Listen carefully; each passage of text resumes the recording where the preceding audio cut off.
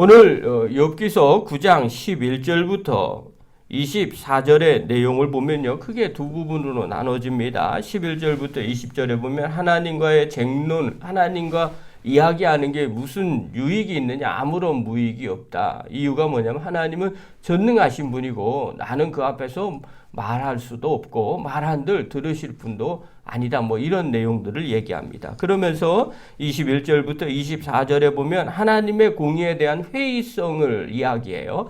하나님의 공의로우심이 재판이 정확한 거냐? 정말 우리가 생각하고 있는 그런 거냐? 그게 아니지 않느냐? 하나님이 당신의 뜻대로 이렇게 하는 거 아니냐? 하는 이런 원망 섞인 내용들이 오늘 본문에 나옵니다.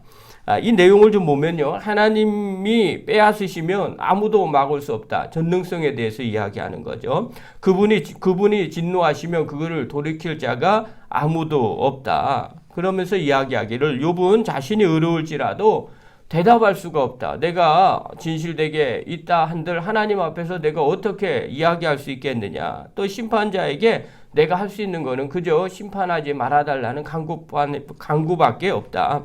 자, 그리고 까닭없이 치시는 하나님 앞에서 자신이 괴로워지는 거예요. 내가 불의한들, 또 내가 의롭다고 얘기한들, 하나님이 나를 치면 어떻게 하겠느냐.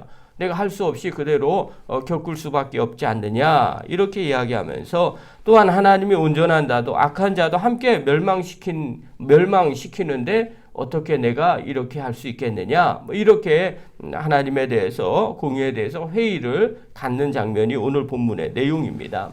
자, 이 내용은요, 어디에서부터 출발하냐면, 수아 사람 빌닷도, 지금 빌닷이 하는 이야기에 대한 대답이었거든요. 엘리바스보다 좀 더 강한 어조로 얘기하는 거예요. 처음에는 엘리바스가 이야기하죠. 까닭없이 하나님이 그렇게 하겠느냐, 회개하라, 뭐 이런 이야기를 했는데, 욥이 격해졌어요. 고통 가운데 막 원망과 이제 분노의 이야기들을 막 하는 거죠. 그리고 강변을 해요. 그러니까 수아 사람 빌닷이 나서서 이야기를 두 번째 욥을 책망했어요.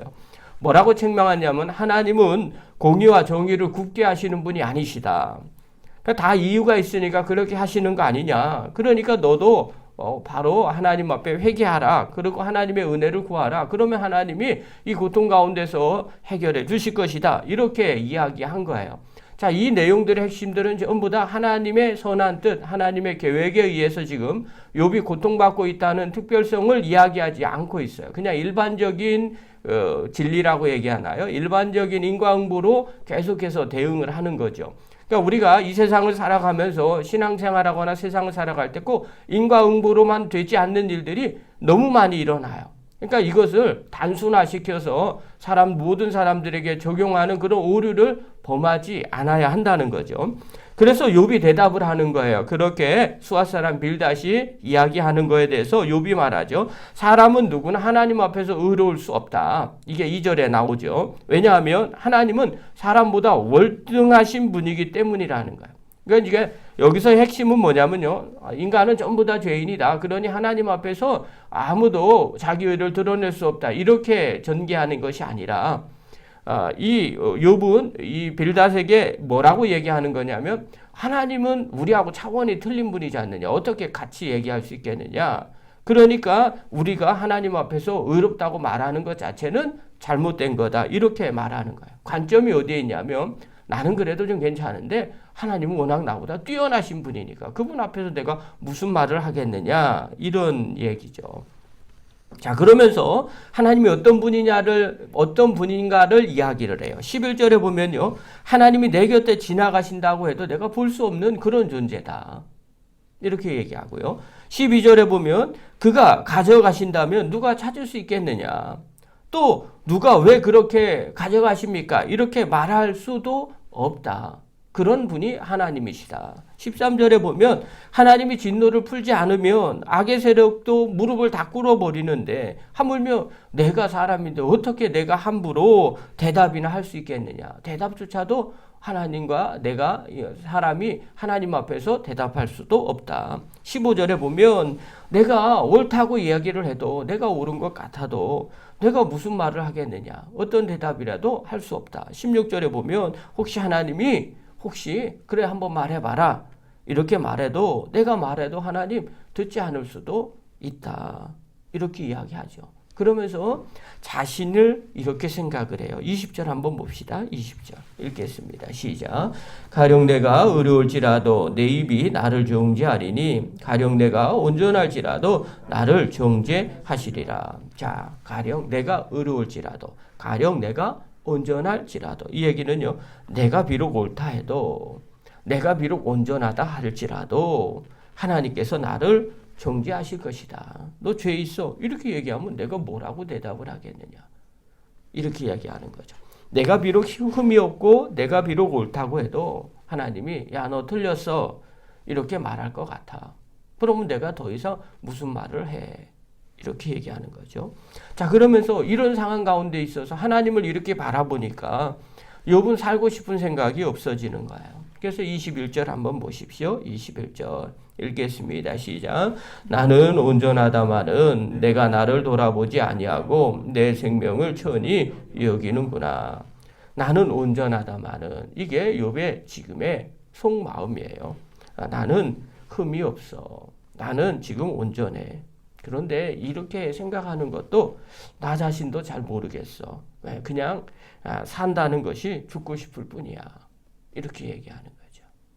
더 이상 살고 싶지도 않아. 나는 아무리 뒤돌아봐도 옳은 것 같은데 어떡하겠어. 그냥 살고 싶지도 않아. 죽을 뿐이야. 이렇게 말하는 이유가 뭐냐면 욥이 보기에 하나님은 지금 어떤 분이냐. 의인이든 악인이든 똑같이 대하는 것처럼 느끼는 거야. 내가 그래도 열심히 신앙생활하고 괜찮게 살아는 사람인 것 같은데 하나님이 대하실 때 보니까 악인하고 똑같이 대하는 거야. 22절 한번 보십시오. 22절 읽겠습니다. 시작. 일이 다 같은 것이라 그러므로 나는 말하기를 하나님이 온전한 자나 악한 자나 멸망시킨다 하나니. 내 생각에는 하나님은 한 가지로 악이나 의인이나 똑같이 심판하시는 분인 것 같아. 그래서 결국 다 똑같은 것 같아.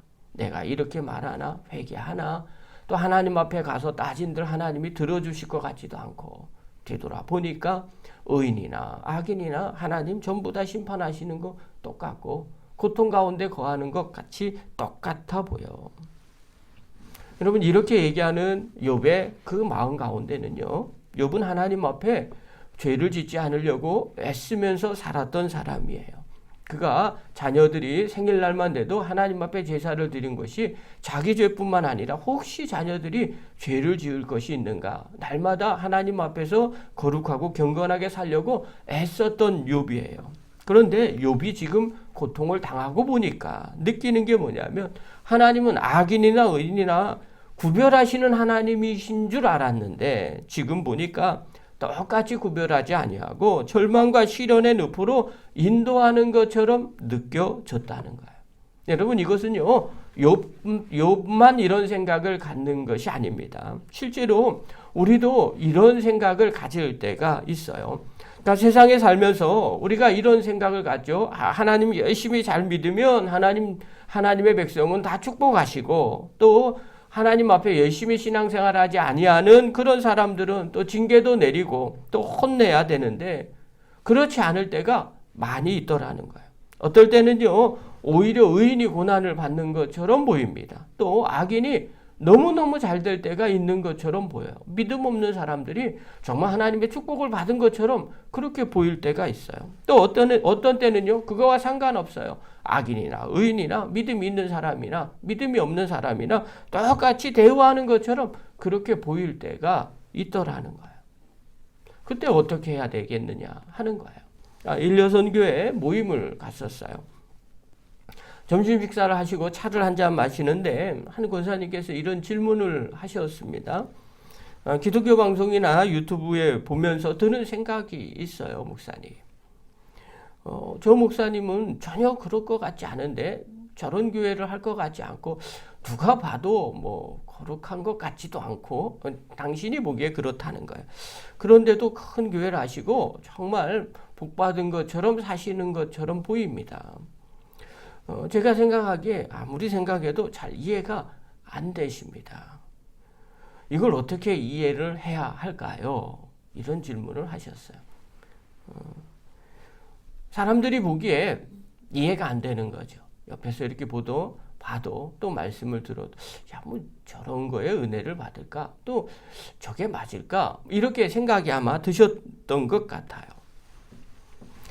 그때 저한테 질문을 그렇게 하시길래 저도 그렇게 말했어요. 저도 의아할 때가 있다. 제 기준과 제 상식으로는 도무지 이것이 아닌 것 같은데 이런 생각이 들 때도 있습니다. 또 어떨 때는 저 사람은 정말 신실하게 잘하는데 믿음이 정말 좋은데 이런 생각이 드는 분도 계십니다. 그런데 잘 안 되는 분도 계시고요. 또 어떤 분은 정말 아닌 것 같은데 세상적으로 또 잘 되는 분들도 계십니다. 저도 그걸 인정합니다. 그런데 제가 그 다음 얘기했어요. 어쩌겠어요. 하나님의 뜻을 우리가 다 할 수 없는 걸 우리가 어떻게 알고 판단을 하겠습니까? 하나님의 뜻하심이지 않겠습니까? 그러니 하나님이 다양한 모든 사람들을 통해서 일하시는 것 아니겠습니까? 이렇게 대답을 했어요. 여러분, 이 마음 가운데 아마 그분뿐만 아니라 저도 그런 마음이 우리 안에 있거든요. 정말 하나님 안에서 신앙생활 잘하면 하나님의 놀라운 축복을 다 받고 또 하나님의 신앙생활 제대로 못할 때는 또 때로는 징계를 받고 혼나는 그런 일이 눈에 환히 보이면 정말 좋겠죠. 그런데 우리가 보기에도 그거는 아닌 것 같고 오히려 더 잘 되는 것 같은 믿음 없는 사람이 더 잘 되는 것 같은 그런 느낌이 들 때도 있어요. 어떨 때는요 악인이나 의인이나 똑같이 하나님이 심판하시는 것처럼 보일 때가 있어요. 여러분 그때 조심하셔야 됩니다. 여러분요 그때 불평하는 거죠. 그러나 우리는 이걸 통해서 하나 더 생각하는 거죠. 왜냐하면 우리는 전지적으로 관점에서 욥의 지금 상황을 다 알고 있지 않습니까? 이것이 다 하나님의 계획과 뜻 가운데 있는 고통이라는 것을 우리가 알고 있어요. 자, 그렇다면 오늘 지금 우리의 문제와 상황 가운데서도 하나님의 뜻이 있지 않을까요? 이런 관점에서 보면 불평하지 않을 수 있게 되더라는 거예요. 여러분, 사랑하는 귀한 성도 여러분, 또 영상을 보시는 귀한 성도 여러분, 혹시 하나님께서 나를 이상하리만치 야박하게 대하신다고 생각하고 계시지 않습니까? 또 하나님은요 이상하리지만치 다른 사람보다 나를 후하게 대하시는 것처럼 생각하고 계시지는 않겠습니까? 이때 생각하십시오. 그것이 다가 아닐 수 있다는 거예요. 하나님의 뜻이 있을 수 있다는 거예요. 어떤 경우에는 고난 가운데 믿음을 더 보기 위해서 하나님이 힘들게 하실 수도 있습니다. 또 어떤 가운데는요 대충 하는데도 잘 되는 것처럼 그렇게 되는 것이 축복인 것처럼 착각할 수도 있어요. 오히려 그것이 사단의 계획일 수도 있더라는 거예요.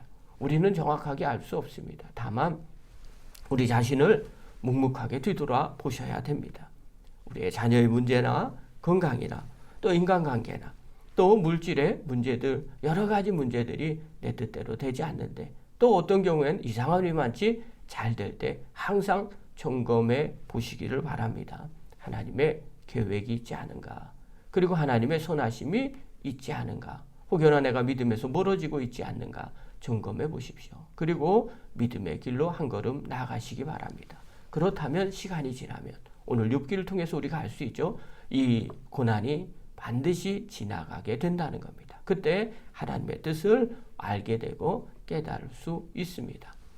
상황 가운데 어려운 상황 가운데 힘든 가운데 있는 귀한 성도 여러분 또 차별하지 않으신 하나님 것처럼 보이는 그런 성도 여러분 그때 늘 마음속에 기억하십시오. 하나님의 계획이 있을 것이다. 그것을 바라보시고 묵묵하게 믿음의 자리를 지켜나가서 그 뜻을 깨닫는 믿음의 거룩한 종들 되기를 간절히 축원합니다. 기도하겠습니다.